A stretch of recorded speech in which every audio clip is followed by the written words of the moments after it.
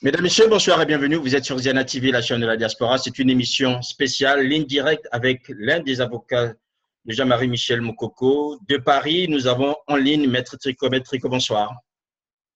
Bonsoir. Vous êtes dans le collège des avocats de Jean-Marie Michel Moukoko. Ces derniers jours, la situation est remuante du côté de Brazzaville. Votre client a été entendu. Maître Tricot, qu'en est-il concrètement aujourd'hui la situation de Jean-Marie Michel Moukoko? Alors, d'après les informations qui m'ont été fournies par mes confrères, membres du Collège des avocats à Brazzaville, du général Jean-Marie Michel Moukoko, le général a été entendu hier par le juge d'instruction, une nouvelle fois. C'était d'autant plus important pour le juge d'instruction d'entendre le général Jean-Marie Michel Moukoko que jusqu'à la date d'avant-hier, son dossier d'instruction était totalement vide. Pour résumer la situation, le général Jean-Marie Michel Moukoko avait été inculpé donc, et mis en détention provisoire depuis le 16 juin 2016, après avoir subi plus de 2 mois de séquestration illégale. Il avait été accusé d'une première part de détention illégale d'armes. Mais ses accusateurs avaient oublié qu'il avait fait l'objet de plusieurs perquisitions à son domicile, dont l'une le 4 mars 2016, jour d'ouverture de la procédure de la campagne électorale, et ensuite une deuxième plus tard à son domicile pendant son assignation à résidence. Là, en présence des avocats, aucune arme n'avait été trouvée. Plus tard, devant le juge d'instruction, on a essayé d'amener des armes disant qu'elles appartenaient au général. Évidemment, il ne les a pas reconnues et elles ne figuraient pas dans la procédure. Donc, la procédure pour détention illégale d'armes est tombée, aucune preuve. Deuxième procédure, deuxième chef d'inculpation, atteinte à la sûreté de l'État.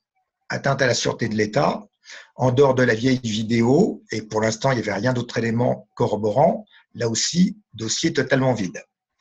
On a essayé de rajouter incitation au trouble, participation au trouble à l'ordre public. Mais là aussi, toujours pas d'éléments de preuve dans le dossier. Et le Code de procédure pénale indique qu'au bout de 6 mois de détention provisoire sans jugement, c'est-à-dire à échéance de ce vendredi 16 décembre 2016, en toute logique, il faut relâcher, remettre en liberté le général Jean-Marie Michel Moukoko.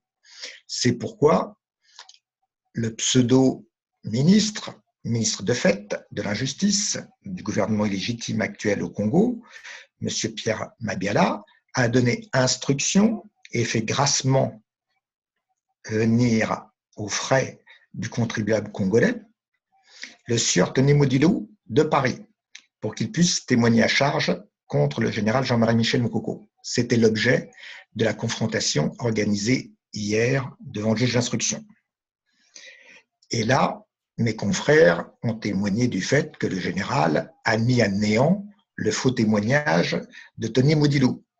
Et donc, devant cette impasse, le pauvre juge d'instruction, qui a un dossier totalement vide, a dû appliquer le plan B que lui avait dicté Pierre Mabiala, à savoir inculper et mettre en détention provisoire Tony Modilou, pour avoir un élément nouveau dans la procédure et dire on ne peut pas remettre en liberté, relâcher le général Jean-Marie Michel Moukoko, puisqu'il y a un élément nouveau qui date de cette semaine, c'est l'inculpation de M. Tony Modilou. Mais tout ça, c'est de l'habillage juridique de bas étage, de la part d'une dictature à bout de souffle, qui n'arrive pas à trouver des éléments pouvant justifier le fait de garder en détention le général Jean-Marie Michel Moukoko. Donc c'est un nouveau montage grossier. Alors, maître, allez-y, maître. Je vais juste préciser très brièvement, mes confrères du Collège des avocats à Brazzaville vont donc présenter dans les prochains jours une demande de mise en liberté du général. Et donc, on sera très rapidement fixé sur ce que Sassou Nguesso, le perdant des élections du 20 mars 2016, et Pierre Mabiala ont décidé. Donc, on saura, ça nous donnera une très bonne photographie de la situation, parce qu'ils vont avoir l'obligation de donner une motivation à leur refus de mise en liberté du général Moukoko. Et comme par hasard, on va s'apercevoir que ça repose sur la personne de Tony Modilou. Je vous écoute. Voilà, alors Tony Moudilou est un personnage qui est apparu dans ce dossier dès le départ. Il a été, avant que le général ne soit inculpé, que les chefs d'accusation soient prononcés, il était à Brazzaville, il est revenu à Paris libre.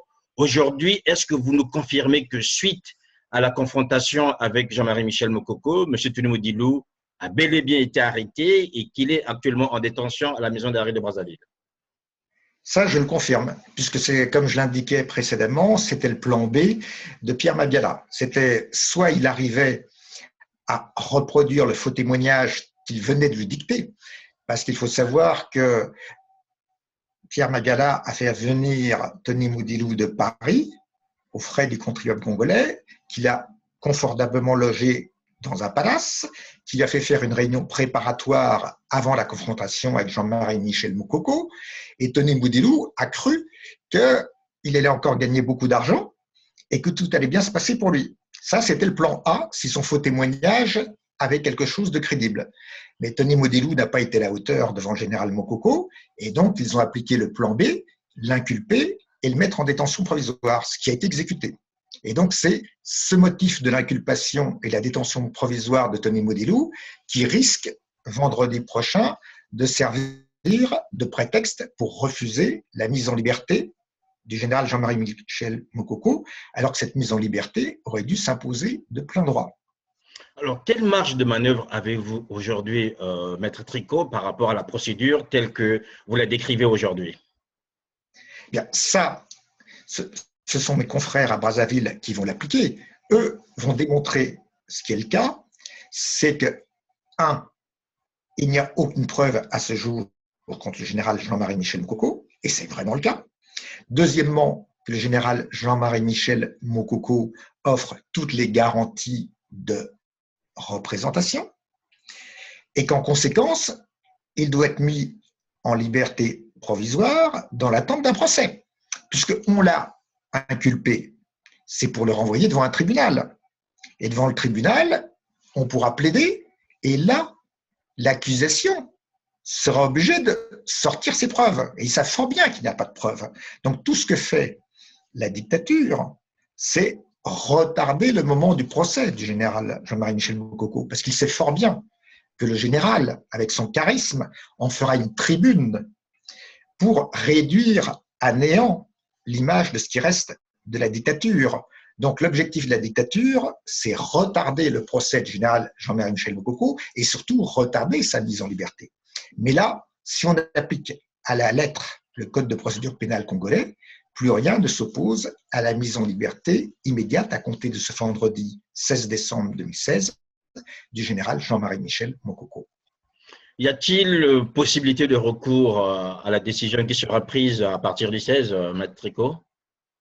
Oui, parce que ce qui va se passer, le juge d'instruction donc va demander l'avis de son ministre de l'Injustice et bien entendu, il va rendre une ordonnance de refus de mise en liberté. Mais le problème, c'est qu'il sera obligé, au regard du code de procédure pénale, de la motiver. Et c'est là qu'on les attend au tournant, si vous me permettez l'expression, tous mes confrères de Brazzaville et moi. Parce que là, au vu de la motivation, qui sera totalement infondée en droit, aussitôt mes confrères de Brazzaville vont présenter un recours devant la chambre d'accusation de la cour d'appel d'Abidjan pour que soit confirmée sa possibilité de mise en liberté immédiate et donc d'affirmer l'ordonnance non motivée en droit du juge d'instruction. Donc, il y aura ce recours judiciaire qui interviendra très rapidement.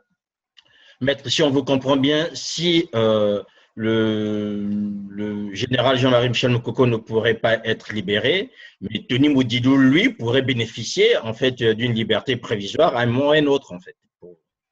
Je ne pense pas qu'il va bénéficier tout de suite d'une mise en liberté rapide, parce que c'est un instrument de pression sur lui. Ce que ces geôliers vont faire, c'est lui dire « Tony Moudilou, vous n'avez pas suffisamment joué le rôle pour lequel on vous a payé. Il faut charger efficacement le général Jean-Marie Michel Mokoko. Si vous ne le faites pas, vous allez rester très longtemps en prison. Donc, il va falloir maintenant que vous nous fabriquiez des preuves contre le général Jean-Marie Michel Moukoko. Donc, je ne suis pas certain que Tony Moudilou sorte rapidement de prison parce qu'il va subir une pression supplémentaire pour apprendre sa leçon contre le général Jean-Marie Michel Moukoko. Et que peut devenir l'interview accordée ici à Paris à un média en ligne congolais où il s'accusait lui-même et quasiment prenant sur lui la responsabilité sur le contenu de cette fameuse cassette pour laquelle Jean-Marie Michel Moukoko a été accusé pour ce qui lui est reproché aujourd'hui? Alors, la question que vous posez est une excellente question parce que nous pensons que ça fait partie du plan C de Sassou et Mabiala.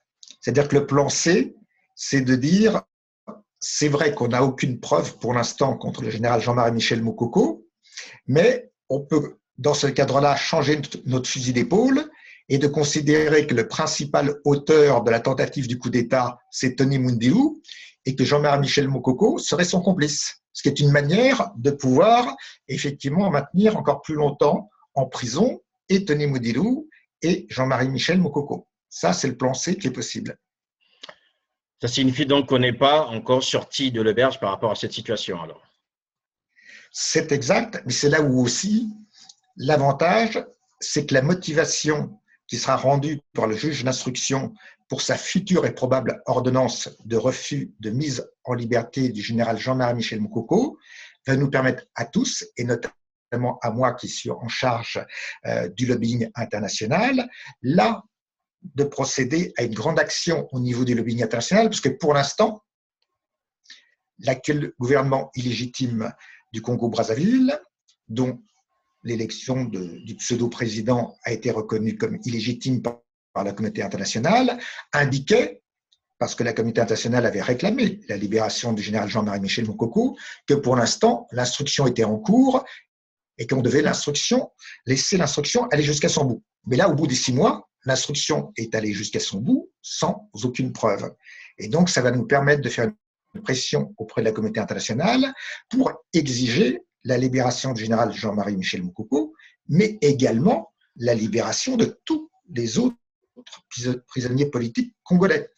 Et ça fait partie de notre lobbying, c'est de dire, puisque le pouvoir illégitime actuellement en place au Congo-Brazzaville dit qu'il est prêt à ouvrir le dialogue, un dialogue inclusif, eh bien, un dialogue inclusif ne peut avoir lieu que s'il n'y a plus aucun prisonnier politique au Congo-Brazzaville. C'est-à-dire pas seulement le général Jean-Marie Michel Moukoko, mais M. Modeste Moukadia, M. Paulin Makaya, M. Jean Ngouabi, M. Anatole Ngonoka, et je ne vais pas citer tous les autres nombreux prisonniers politiques. Il faut qu'ils soient tous libérés. De même que nous faisons le lobbying auprès de la communauté internationale.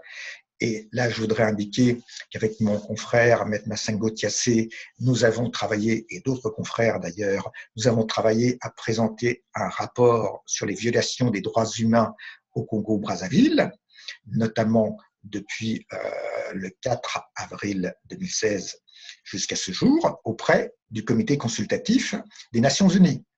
Et nous demandons à ce qu'une enquête internationale soit organisée, et notamment que soit imposé un corridor couloir humanitaire dans le Poul et que cessent immédiatement les bombardements des populations civiles dans le Poul.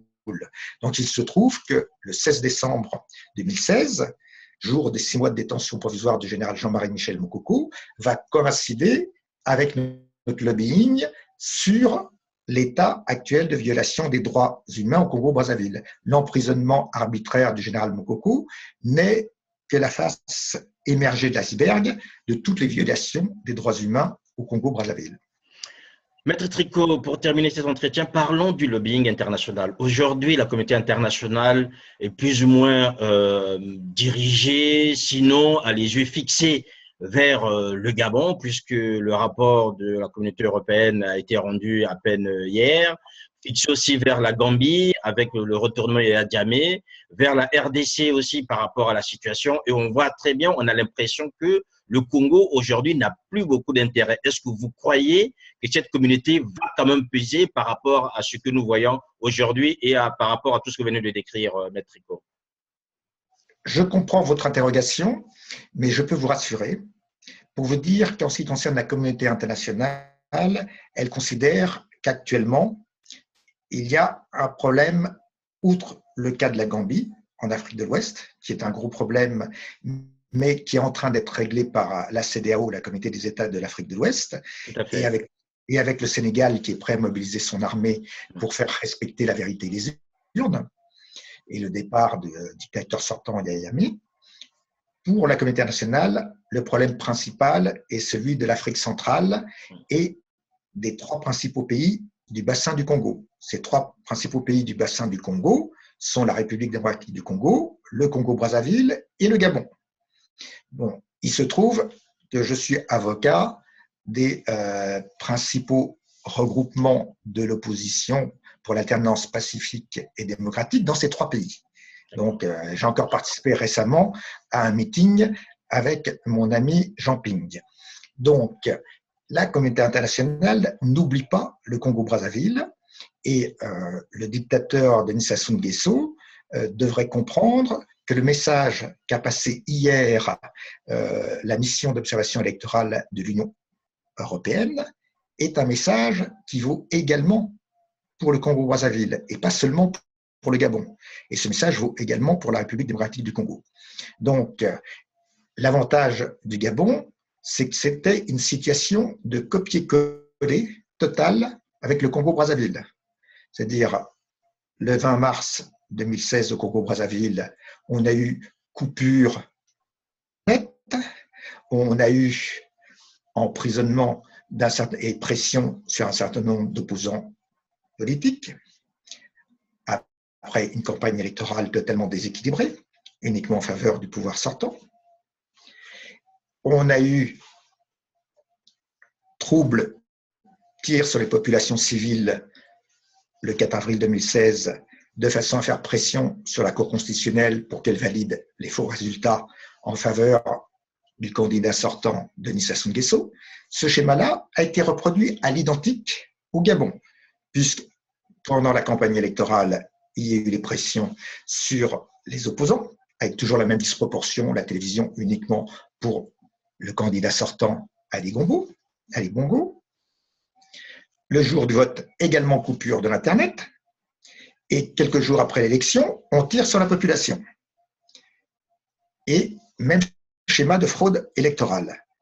La différence, il y avait 2 différences au Gabon, c'est que l'opposition avait fait le choix républicain de se rassembler autour d'un candidat.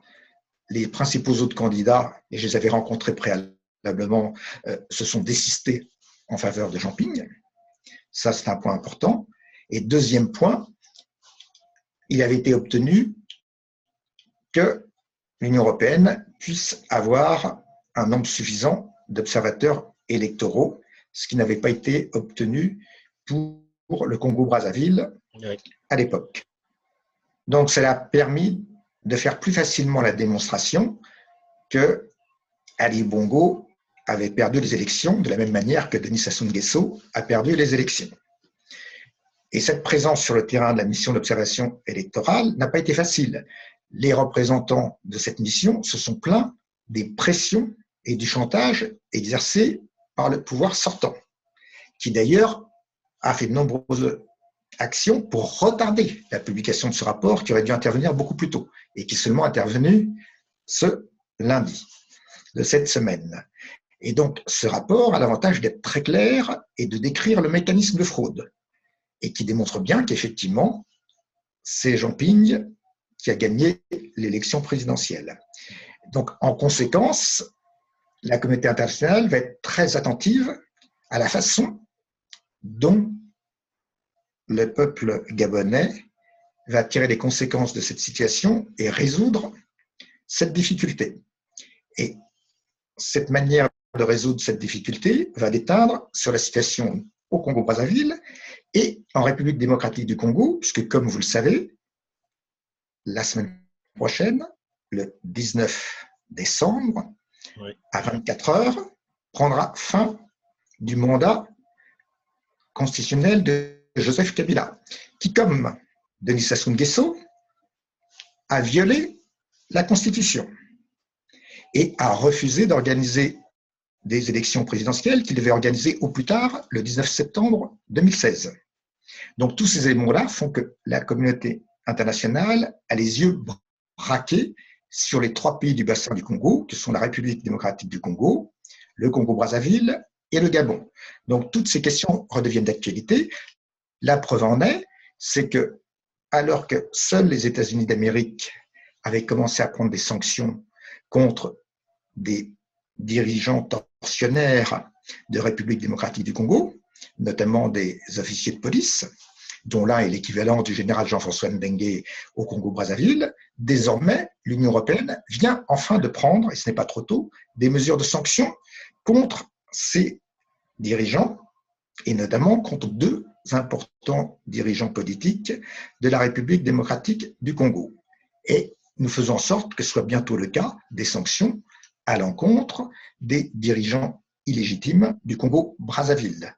Dans notre lobbying, nous menons également une action pour que l'Organisation internationale de la francophonie, dont est membre le Congo-Brazzaville, prenne une mesure de suspension et d'enquête du Congo-Brazzaville, de la même manière que ça avait été fait lorsqu'il y avait eu le coup d'État contre le président élu Marc Ravaloman à Madagascar.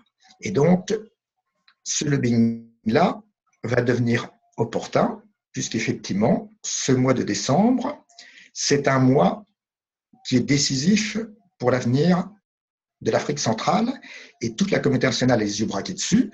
Et d'ailleurs, il suffit de voir les mouvements d'un porte-avions américain au large donc du fleuve Congo pour comprendre combien la communauté internationale est sensible à la situation dans ces 3 pays du bassin du Congo.